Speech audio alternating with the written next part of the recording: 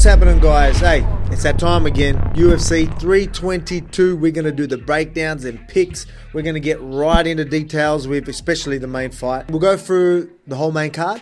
We're going to start off with the main event. Jack Della Maddalena and Islam Makhachev. Bit of a super fight. Islam moving up. Champ moving up, fighting the champ at welterweight. Gonna be a incredible fight. I was lucky enough to do a bit of training with Jack. I went over there and helped out a bit earlier, a few weeks back, and yeah, really looking forward to this one. Obviously gonna be a great matchup. Islam pound for pound on absolute tear. Very interesting fight. Him moving up, a lot of people are gonna be like, oh, he's moving up. I think he's pretty much a welterweight anyway, so I don't think the size is gonna be that crazy of a problem for him in the grappling part, because he's such a good grappler.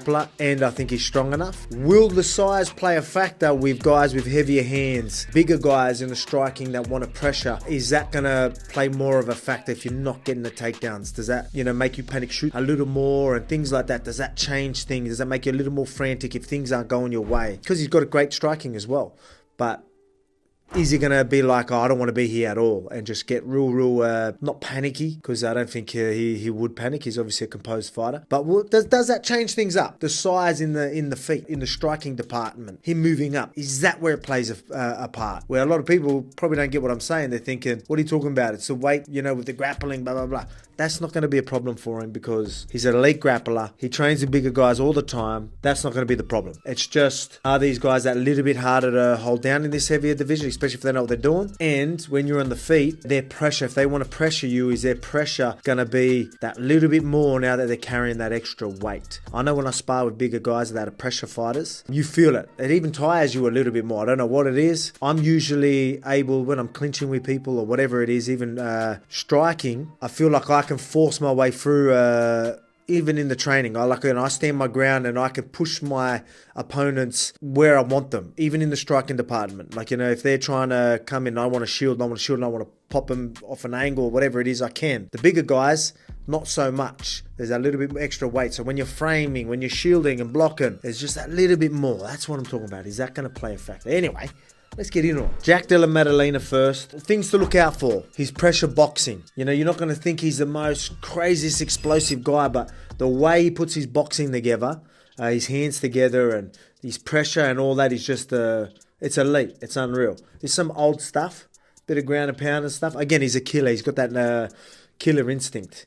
So if he sees a finish, he goes for it. You've seen him even with the submissions, but very good. Even when he hurts some of his guys, he rocks them. His accuracy is so accurate. Again, good awareness.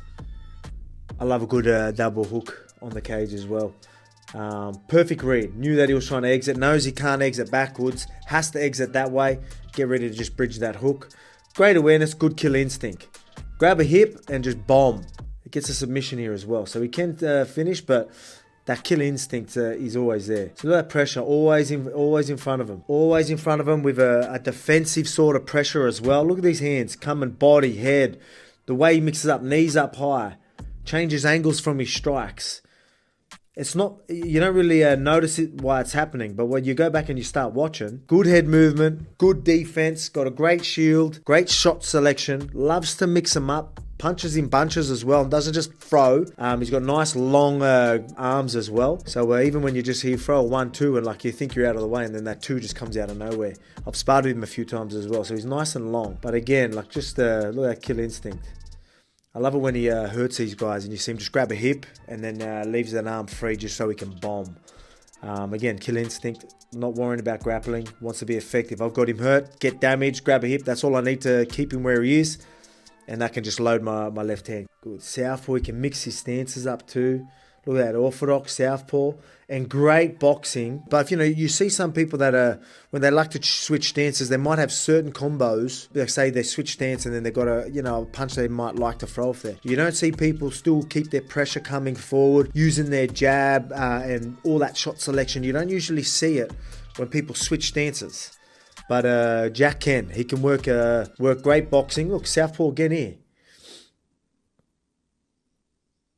Mixes it up beautiful. You'd think he's just a beautiful southpaw striker. But then you see him orthodox.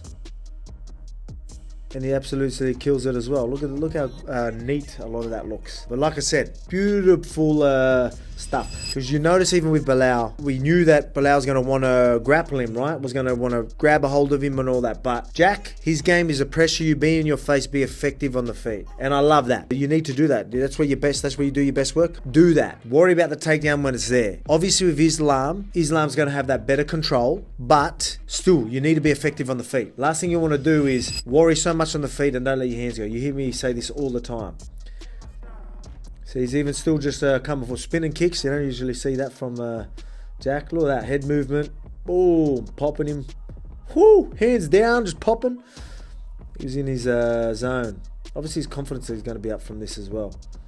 But notice how, again, he knows that Belal's trying to pressure him and grab a hold of him and that as well. He will fight on the back foot, but as soon as he gets where he was, back to the pressure. He knows he doesn't need to. Obviously, he's not going to pressure. Belal's getting in his face, so he can just bomb him anyway, right? They're out of firing range. But as soon as he gets out, back to that firing range where he's most effective. So he's pressuring again. Loves to double up shots. He'll notice, the hook's there, the right's not there. He'll double it up. A lot of fighters don't really like their textbook, right? Left hook, right comes back. Maybe the uppercut after that. Just left, right, left, right. The only time they double up might be a double jab into a two, stuff like that. But I mean, you don't see mid combos them loading up power shots up, bang, bang, even when they're standing still. You might get people do that, as you've seen him when he hurt that guy, Randy Brown, I think it was, while he was running away and just hooked him and just bridged and chased him. You might see people double up because that's their only option. He has all other options there, but he just, again, maybe seen something, maybe seen that the hook was there and you've seen him ready for the right hand and then just, boop, I'll take that again. Good eye. One thing about Jack, he can scramble out of nowhere. There's times where he will get taken down and then all of a sudden he'll be like, oh, I want to get up now, and just get up. Literally, even with Gilbert Burns, elite grappler, he'll be on his back and then he's like, all right, time to get up now. And then literally, as soon as he wants to get up, he makes something happen, makes space. He's going to need that this fight. He's going to need more of that. He's going to need to have that urgency the whole way through, because he can do it. If you can do it from the worst position, imagine that urgency the whole way through. I'm banking on him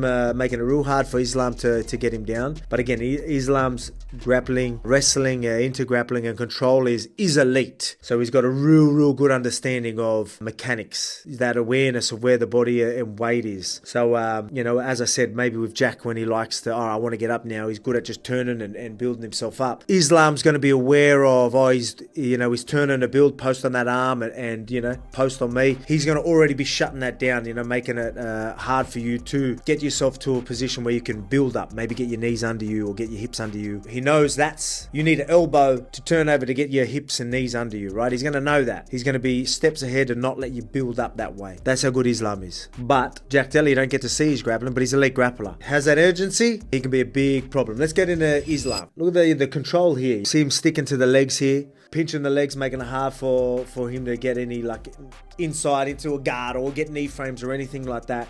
Very good at pinning people. Using that post up makes it very hard, as I said, to get an elbow, get to your side, to maybe push on a knee to get back to a half guard, or to start to turn wherever you wanted to turtle or build up. I know a lot of people don't like to turtle, but some people really do like to turtle or build up.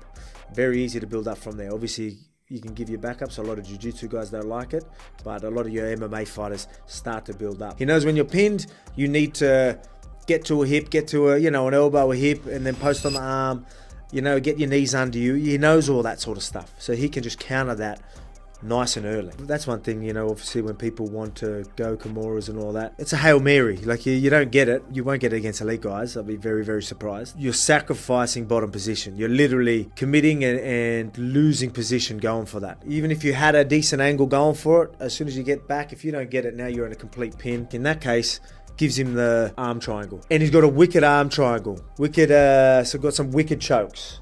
Very, very strong grips. Likes a nice short forearm sort of choke there. Yeah, so once he gets them in, they're in. But it's that elite control, elite manipulation, that body awareness and the mechanics, knowing where he needs to be, knowing where his opponent needs to be, and then just always improving his position while nullifying his opponent's position. That's your elite grappler. The best of the best understand that. So here, obviously, it's Dan. Short notice for Dan. I'm going to have Dan's back on that one, but But I mean, again, good control. Dan is tricky, obviously with his hooks and that. Like, he's quite crafty as well, Dan. But again, with Islam can be very, very sticky. Again, with your butterflies, he knows to jam it, knows to put weight in it, never let you get that leverage, you know, get to a position where you can use it as leverage. He knows when to kill things nice and early and keep you stuck. Again, one thing I will show, you'll see I got to be quite aggressive. I know that them first couple of strikes aren't going to get him. Like, you got to, a lot of the time, unless you get him tied towards the end, obviously I was able to get him tied and then land them shorter shots with the jabs and the twos. You know, you even hear his corner say, Matador, which means draw the ball in, counter him with shots, counter him with takedowns. So he will come aggressive here and there, but a lot of times when his opponent's looking for the offense, he's patient. Gets you out of position, all right, then he might press forward or maybe go for the shot. Always, as soon as he gets it, always looking for a leg, always looking for something. So even there, like if we go back, you'll see this. Runs there. I was about to turn him over. He knows if he didn't jump over, I would have rolled him over his head pretty much. I would have rolled him over. He sort of know as I was running, he did enough to throw his weight back over me. Then this is what I mean by the elite grappling and the layers that we had to have. So he's went, obviously, landed the shot. It wasn't like a massive shot, but like back of the head, but it was more him sort of going down and then, I don't like this position, I'm grabbing a single. I seen the single, I went to beat the corner, dump him on his head, about to roll him over, does the right thing by jumping his weight and pushing off this way, like just knowing that if he doesn't get momentum and weight back that way, I'm rolling him. Throws himself back to this way. Great read, great awareness. And then again, this is what I mean by what I loved about it is like I've obviously got that awareness as well. So I've known that he's already beat that. So I can't. This what I originally tried to do to beat that corner rolling. Gone. So he's jumped over. So I've had to keep my legs close to me, him, get to this side, and obviously keep him away and sort of go more of a turtle. So now I'm inviting him more to the back, which a lot of people don't like, but rather than him getting the pin, jumping over and then getting chest on chest, I was already onto that. Then he knows and we all sort of goes back to the back and then we go to that hand fight. So there was just layers of it. I don't usually need to go that deep. I usually might say I beat the corner, they do a nice shot, I beat the corner and then I just roll them and that's it usually. Not many people are going to have that awareness to, oh shit, in the heat of the moment, jumped the weight over. And then I had to, beat the corner. Then I was about to sit out and then really put some weight on his shoulder. Him knowing that, all right, that's gone. I'm not going to be able to get on top. I'm just going to have to get up with him and just go more body lock around the back, which he doesn't mind. But I don't mind that position either. I'm good in defense there. But again, it's just that awareness and layers. Again, he's still got a good eye. You see a couple of his counters of me coming in. If I make a little mistake, he knows how to counter. Him looking for them shots could be very dangerous with someone like Islam. I mean, you might land some, you're going to land some, but you're putting yourself in a position where Jack can get them combos going and start to really get comfortable on the feet. Does he want to do that? Obviously, he's going there like I don't know what he tried to do before that, but then I've gone up and then he's noticed that I'm chatting, I'm being a bit cocky. I think I'm talking to his corner or something. Or I don't know. I like to do that. Sometimes do that to not cocky and being disrespectful, but it's more, I'm all good, so it's good for me to let me know I'm good and to get in their head being like, I'm getting tired and this guy's joking around with my corner, what's going on? You know what I mean? Like it's sort of more that. But as you can see, I'm pushing on the hip here. That usually makes the trips hard. Like if he was going to try and pull this way, I've already sort of shut that down. But he's done a great job of tripping as we sort of turn. We end up the momentum changed that little bit. I put a little bit extra weight one way where I had it nice level and I was sitting, I was based on both legs and my legs seemed too far away. As he was pushing, me chatting, and then he gets me that little bit off center and that little bit more vulnerable on one side. I'll take that little trip. Obviously, I got back to a knee and got up, but it's just that awareness. He just knows mechanics. Like he doesn't even have to think about it. He just knows what to do. He like it's instinct for his reactions to these are instinct because he's probably been in them a million times. But not only that, he's obviously got an understanding there that knows that he's vulnerable for this and that. But he's done it that many times that it just happens as soon as you get in that position. So trips me here. We go to the cage. He knows I'm building up. We went to go to single, end up grabbing another leg while my legs were still together. So again, knowing that I want to go that way, this way, as you can see. So he's turned me the opposite way to dump me the other way. So then I've obviously realized, all right, that side's shut down. I'm going to have to go this side. So I have to turn this way and bring my knees into me like I've got short legs. Bring my knees into me. Watch my inside elbow. As soon as I turn, bring a knee in. As I build up, I shut that space down with my elbow here. Elbows in, yeah. So now he wanted to keep that nice and tight so he can get his forearms and that control my hip space, so he can never have my hips anymore. And it always gives me space to get that underhook again, and just that little bit extra space, and keeps me strong and keeps him out of position. Just them little battles. Like I said, if I didn't do them little things, like even though I was sort of getting up, that little shield would have meant he got into a position where he's right on my hip and I'm already off balance, and then just trip a leg and I'm down. Where now, just these little tiny, these awareness things that, you know, these little positional battles that we have is what keeps us both in the game in this as well. Where a lot of people just don't have that. Jack, you see it on the ground, like he's just got this awareness, like even off his back and stuff. But one thing, we don't want to be on our back. We don't want to play that game here. Even though you're great there, we don't want to play that. If we go there, all right, you have them tools in the bag. But them little awareness on the way down, that urgency for position on the way down, it's going to be crucial with this one. So I'm doing the right thing while he's going there. So I'm pushing on the head. He's on that leg pretty strong. Pushing on the leg. I've even got the gut wrench to jam him that way. So I was going to try and beat the corner, but he's under me a fair bit there. Yeah, see here? His shoulders, and got my ass flat to the mat. Again, I was trying to beat the corner, get around the shoulder so I can grab his ass. You see me do it later in that fight. He was deep enough on that leg. Again, no one to pinch that. He's really good in this position.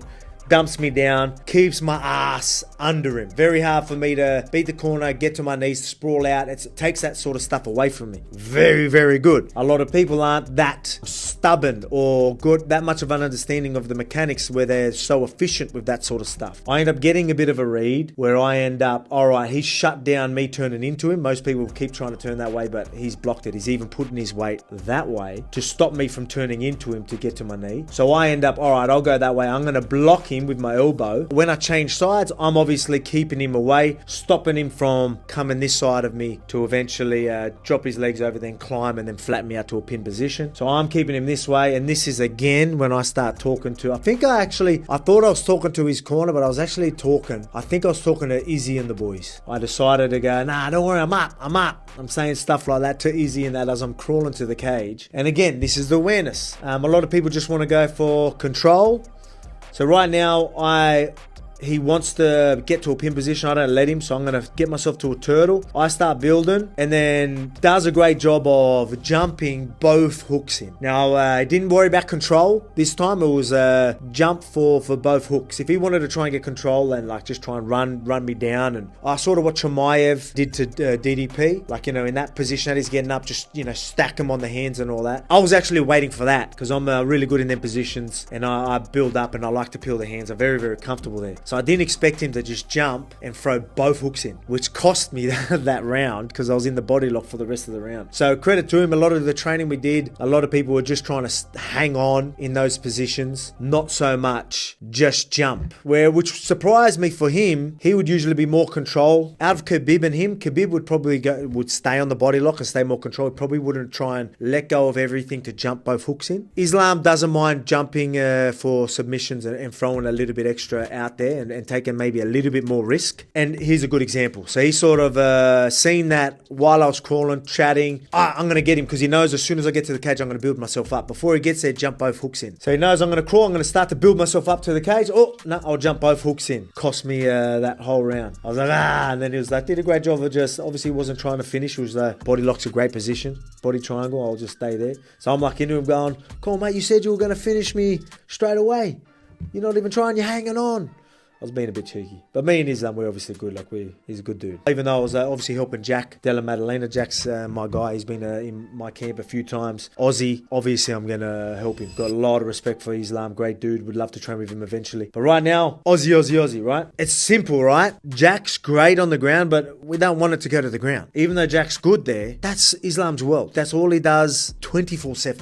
Since he was walking, like literally. So he was probably wrestling before he started walking. That's how long these guys have been doing this for. Do we want to go there? You know, be okay with the scrambles if you're comfortable enough in the scrambles, and keep that urgency and use your weight and hopefully wear on him. Obviously, I was able to tire him from all them little scrambles. Can Jack be effective where he can burn him there, take the gas away? Again, if he's going to be complacent in the wrestling and then wait till he's on his back to build up, you're not going to tire Islam there. But Jack is going to understand, I ain't even letting you try to get this on the floor. I'm going to try and beat you on the feet. I'm going to keep you away. I'm going to have nice strong hips. I'm going to be very stubborn on the feet, stubborn on the wrestling. If it goes down, stubborn to build myself back up. And he's, again, great grappler as well. So he can definitely do that. But Jack needs to keep it on the feet, and that's what he wants. So obviously, I mean, you just need my pick. You know where I'm going. Aussie, Aussie, Aussie, right? I'm going to always go the Aussie. Let's see what he's paying. I think he's an underdog too. Ooh, yeah, pretty big underdog. Here with Sportsbet, paying $3.16. Islam Makhachev $1.36. So an underdog. You know I'm going to have a bias anyway. And he's the underdog? Whew. For sure. You know, Islam's moving up. People got to remember that. I've always been like, I'm like with the weight stuff, like I feel when you're that good, it doesn't really matter, I believe. But when you've got someone that's good, that's heavier, that can be a problem. And Jack Della is that good, especially on the feet. He's going to be a problem. So that extra weight, tough as nails. Even if you're landing, you might land one. He's just putting them, I swear he's got like robot arms. They're just like donk, donk, and they're like so long. Very, very interesting one. Obviously, I'm going the underdog, going Jack Della Maddalena. Can he get a finish? Of course he can. Of course he can. I think Islam's good enough to survive though when he's gets hurt, grabs something. But Jack does such a great job of, you know, if you're just hanging onto a leg just to stop that, Jack's not the type of guy to just try and win position. He will just turn his hip, grab your hip, turn enough while you're grabbing, just smash, smash, smash. Can you get a reverse from there? Yeah, you can. But can he get the finish? You know, because he's such a solid and powerful dude. He can as well. So that's interesting. So, decision wins looking pretty good here, but a finish is definitely there. Paying $3.16, you're better off just going for the win. All right, there you have it. That's the main event. Whew. Okay, yeah, so that's another thing. Guys, we are going to live stream this event. So I'm going to live stream this. So it's going to be pretty cool. Haven't done a live stream like this, not on my YouTube channel. So that's going to be fun. And we might have a little surprise, should we tell them? We're going to have hot wings, you know, and we do it like hot wings sort of style. We've got 15 different sauces. They're all hot. I'm pretty sure they're all hot, but they obviously get hotter and hotter. So we're going to do probably every round in the main event. It probably works out. I'm going to have to try and react to a fight while I'm sweating bullets and mouth absolutely burning. So that's going to be fun. Stay tuned for that. We'll be chatting to you guys. Let's have both screens go and watch it. Watch the live stream, especially if you're watching this breakdown, because now we can chat about it. We can see things that I was talking about, things that I wasn't sure what was going to happen. Now he is doing this. This is what I was worried about. This was I wasn't worried about. You know, your comments, like I told you, we look at the comments, we have a look at it. I could sit there going, oh yeah, I remember some of the guys were saying they reckon this. Look, it's actually happened. We can have these conversations. We're a team. Remember I told you that. We're a team. We'll have a bit of fun. Watch it live with us. Have a good chat. Yeah, let's see what we can come up with, even while we're reacting, because sometimes that's the best. Obviously, you get to watch it, and then your first minute, you know something already. You're already like, oh, this is this. You can see how my brain works while a fight's going, and you can comment to me how your brain works while we watch it. Anyway, moving on. Co-main event, Valentina Shevchenko and Weili. Man, Weili coming up. Shevchenko is like absolute savage, two-time champion. Like I think she's defended like 10 times or something like that. Something crazy. Elite striker, elite grappler, elite wrestler, clinch, elite everywhere. And then your Weili is now, honestly, I believe, elite everywhere. So we are in for an incredible fight here. Weili's wrestling, control, for one, defense, clinch work, and then she's always been an aggressive striker, but now even the way she's putting combos together, everything is improved. I don't know, you don't usually see people this far in their career. She's been in the game a long time, champion a while, and I'm seeing massive improvements. I mean massive improvements. You know, you might see people improve and get better in a position they're already good at, where, you know, she wasn't known for wrestling or anything like that. She was, I think she's been controlled before in other fights. You look at her last couple, it don't look like anybody's going to be able to control her. Her wrestling defense is just like, she's a pocket rocket, man. Valentina first. Again, we know her elite striking. Very good counter fighter. You know, always waiting. You'll come in, then she'll go You know, she loves a good check hook as well. Good thing about this, she obviously knows there's a reason for that as well. Obviously, it was being effective, but she, as she was coming in, she could always get her head off center, put her in a safe position, knowing she was coming in that line that right up, and then knowing that everything was coming this angle, just dip her head offside and just go bang. And it just kept working. I remember in the fight, she just kept doing it just keep doing it. And if it ain't broke, don't fix it, right? And that's a perfect, especially when you're landing good and they're completely missing, keep it going. Again, would Weili try and grapple? I don't know. I don't think she should. Valentina being a bit bigger. Valentina, obviously very strong. Grappling still elite. I think it's gonna, the best bet for both of them is striking. The one thing with Valentina sometimes I worry about, obviously she can wait a bit. This fight, her last fight, sorry, I felt she was a little bit more aggressive, and it paid off for her. She needs to, because I feel like sometimes she can let rounds maybe be close calls because she might wait a little bit more. I didn't think she waited as much in the last one. I think that was good. Does she want to be real aggressive with Weili though? I don't know.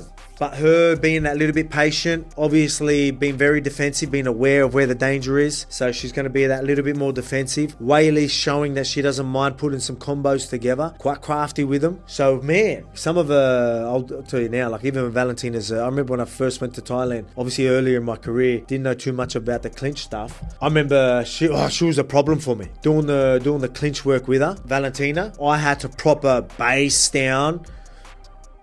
You know what I mean? Had to, go try and go Hulk. Otherwise, I'm just going to get swept all over the place. So I had to, there was no technique for technique. If I tried to go technique with her, I would have got swept every minute. I had to go, all right, I'm going to have to use more strength and go football Volk at that stage, just to stand my ground. So again, elite. That's why you see her sweeping people all the time. Even elite grapplers, she'll go there and bang, just sweep them off their feet. Weili's base, though, is very, very good base. But is she used to actual sweeps? I don't know. Tatiana would start taking her down and she would just bowl her over. Just pure strength. She's just so strong. Yeah, look at her. And that's Tatiana's world. And then she was just able to just turn her wherever she wants. So she's got that base. She's just powerful. So I don't think Valentina's going to want to grapple with her. See, things like that, being a little bit more aggressive coming forward, even though, see how she likes to punch in bunches as well? She doesn't mind firing a few shots. I think she's going to probably need to do that with Valentina. If you just sit there and try and fire one off, Valentina's, again, a counter fighter. When you get people that are counter fighters, if you're just going for that real basic 1-2s or the basic shots, they're just going to pop you off and be out of the way again. Slip something and counter, or make you miss then counter, and just touch you up because you've been too basic with it. Will Weili add on to those? You know what I mean? Know that my first 1 or 2 shots might, she might be pulling and countering at the same time. So I'm going to go even deeper. You know what I mean? I'm going to chain even more combos together. You see her, she can do that. She can sometimes march forward, which marching doesn't sound great, but if you're committing to that, someone that's just I'm just going to sort of pull back and check hook, if that doesn't land properly, or you land your second or third shot before that check hook even lands, sometimes steamrolling them forward or going that little bit longer can counter the counter fighter, if that makes sense. If you do it properly, there's ways to do it. If I'm just trying to fire something, then fire something else big, they're just going to counter or be out of the way from the next shot. They've got too good of an eye. They're used to people throwing bombs like that. They've got a good read. But if you're able to mix it up, whether it's chain some things together, knowing that a check hook's coming from her too, so beating her check hook with something else deeper, beat her hook with something, right? Or two, and you're shielding, knowing that's coming, then going, stuff like that. Just knowing that you're gonna have to do something, there's gonna be something coming back, and then you're gonna have to do something again. Just knowing them little battles. Can Weili do stuff like that? I think so. Can they both make crazy adjustments? Yes. Let's see who's the favorite. I know them both. I know Valentina. I've known Valentina for such a long time. Incredible girl. Weili, incredible woman as well. Know them both. Or Valentina. Yeah, $1.87 on Sportsbet, $1.87, and Weili $1.97. Pretty even odds here. And it should be. I'm surprised because obviously Valentina is bigger, but Weili's just on an absolute tear. Man, who am I going on this one? Can I see someone proper hurting the other? Oh man, this is a tricky one. Oh, I hate it when both of them as well. Will Weili do more? I feel like she's going to try and do more, right? She's going to try and do more, try and score more. She's not going to be as safe where she's going to limit her offense and limit the damage she can do to be safe. She's gonna, she will risk a little bit of that. Where I feel like Valentina will play that a little bit more safe. She's obviously she's very smart, got a good, great fight IQ. So she'll be constantly making a majority of a miss. But them couple that are landing, is that enough to win the rounds? Weili. Mate, this is 50-50. Honestly, usually I go 50-50. I'm going to go with the underdog. Weili is the underdog. But I'll go with Valentina. Put it this way. If you're going to use my multi, don't chuck this on there. It's too close, too hard. Like, I could sit there and see one being effective and winning and be like, oh, yeah, well, there you go.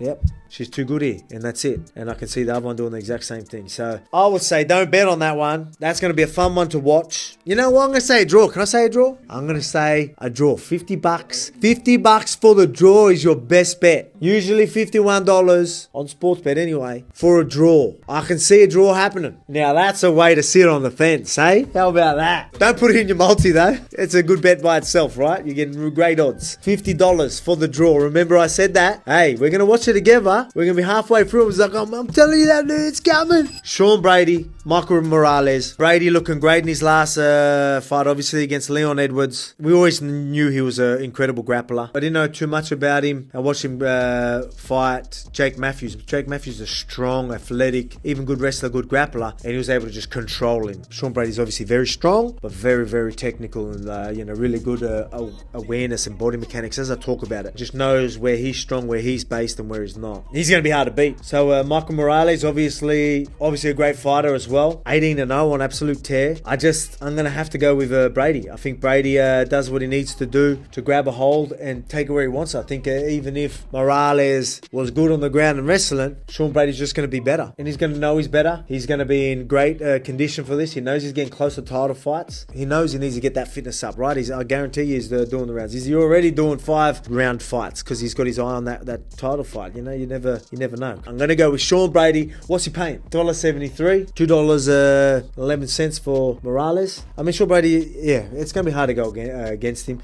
Can he get the finish 100%? Does he just control him for 3 rounds? So I'm going to go with Sean Brady. How do I think he's getting? I think he could definitely get a TKO or submission or a decision. Just dominate for 3 rounds. It's too hard to... Maybe a draw. No draw. I think Sean Brady, it's up to you guys. Decision. If you know a little bit more about Morales, do you think he can survive in these positions enough? If he can survive these positions enough, because again, Sean Brady is going to be all about control as well. But if you're slipping up and giving him positions, he's going to take a position, he's going to go in for the kill. If your defense is pretty good and he has to focus so much on that control, we're going the 3 rounds. But if you're too easy to control, or you don't put any roadblocks, or you've got no manipulation, or trying to nullify anything, or trying to keep Brady off balance or make him hang on, he's just going to get into position and then just force a submission. I think Brady wins. Anyway, moving on. Leon Edwards and Carlos Prates. Leon Edwards is back. Obviously, gonna have something to prove. Prates, is he going to take him down? No. Can he be effective enough on the ground for Leon Edwards? No. It's going to be a stand-up fight. Can Leon Edwards sometimes be a little too patient? I'm trying to remember when he fought Brady. I think he was going to look like he was going to try and let his hands go a little bit more, but then he just got controlled. So he didn't get a chance to really see how that went. Because he's a great striker, incredible striker, very, very technical striker. Prates, obviously, great striker, dangerous, going to be looking for the stuff. Can he hurt Leon Edwards? Yeah, but I'm gonna go with Leon Edwards. Who's the favourite here anyway? I was always going Leon Edwards. Carlos Prates, very dangerous, but Leon Edwards, $2.62.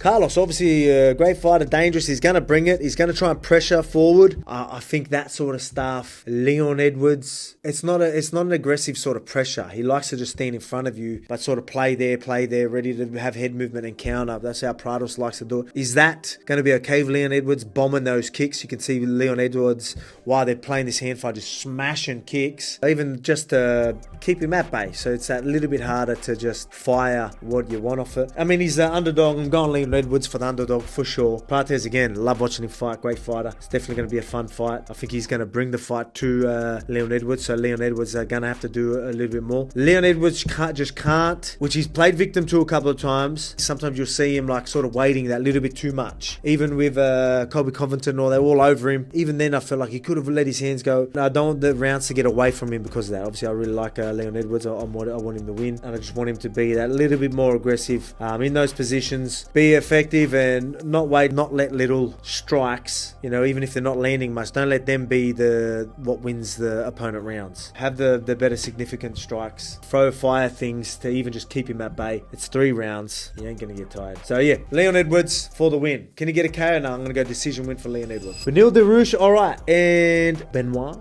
Saint Denis. I'm going to look at this right now. I think for what I've seen, I'm pretty sure Dariush is the underdog. $2.66. Saint Denis is strong. You've seen him in his last fight, how strong he was with Rufi. Going to be aggressive even with the grappling and aggressive with the striking. I don't think the aggressive wrestling, that's not going to be a problem for Beneil Dariush. His wrestling is great. You've seen him against Gamrot, how great he was reversing things in those sort of positions. That's where I feel Beneil needs to take it. He's a smart guy. He knows he will have a game plan. Sometimes you can see him get into a scrap a little bit. He can't do that here, because if he just plays it a bit more smart and not get caught up in that sort of brawl, I feel he wins. He's underdog. And he's coming off a few losses, I'm pretty sure. And I'm going to back him here. I think he can do enough to win the rounds. Oh no, I think he won actually. He won his last one. Yeah, but he obviously had a couple of big losses before that. I'm going to go with Dariush here. Beneil, I feel like Saint Denis is coming, being aggressive. I think he should be a little more, defensive. Just try and grab a hold of him and clinch and have that type of fight with him. Knowing that,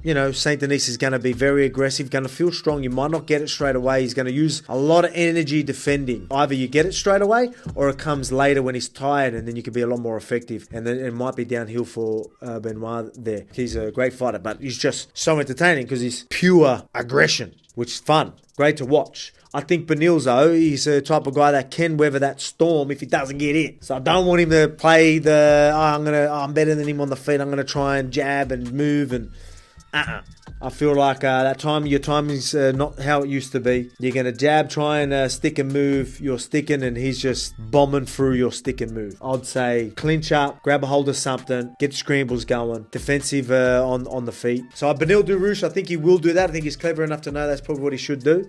So let's see how that goes down. I'm going to go with the underdog there. So I think I've got a couple underdogs. Most of them underdogs. There we go. You know I love an underdog. Dariush. Can he get a finish? A submission in the second, third round? Yeah, for sure. I can see a submission. Let's go decision, or let's just go for the win. He's underdog, go the win. But I mean, I can definitely see a submission. I feel like Saint Denis, as he's trying to get up and scramble and power his way out, can he leave something open? Dariush is good enough to get a nice finish on him. There you go. That's my picks breakdown. But I do want to remind you guys that we're going to do a live stream for this. We'll be on the channel. Have one screen watching the fights, one screen with us having a chat with us. Remember to comment. We're going to have Jake here that's going to let us know what you guys are saying. We're going to try and communicate as much as we can, have a bit of fun with it, and let's see how these fights go down. And if you like these breakdown sort of things, I can tell you exactly what I'm seeing while the fights are happening. I can break things down. I can get right into detail, show you why he keeps doing this and why it's working, or why something's not. I can really break that down and see it. Let's see how good my breakdown of dissecting fights is while I'm eating hot wings. I reckon I'm going to be alright. See you then this Sunday here in Australia, Saturday night for you guys. Let's have a chat. Let's watch some fight. Let's be a team. Till then, see you later.